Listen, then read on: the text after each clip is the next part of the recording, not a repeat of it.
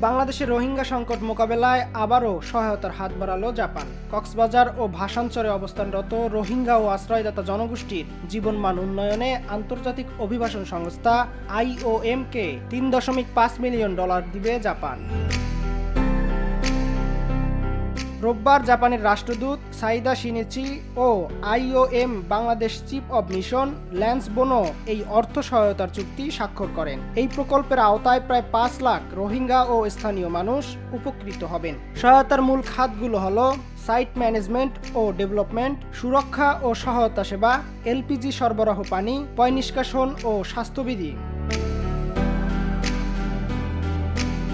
জাপানের রাষ্ট্রদূত বলেন, জাপানের এই সহায়তা রোহিঙ্গা ও স্থানীয় জনগোষ্ঠীর জীবনমান উন্নয়নে কার্যকর ভূমিকা রাখবে। রোহিঙ্গা সংকটের 8ম বছরে এসে আন্তর্জাতিক সহায়তা কমে যাওয়ায় মানবিক প্রয়োজনীয়তা আরও তীব্র হয়ে উঠেছে। এই সহায়তা আমাদেরকে রোহিঙ্গা ও স্থানীয়দের জন্য জীবন রক্ষাকারী সেবা অব্যাহত রাখতে সহায়তা করবে। একই সঙ্গে তাদের জলবায়ু দুর্যোগ সহ বিভিন্ন চ্যালেঞ্জ মোকাবেলায় প্রস্তুত করবে।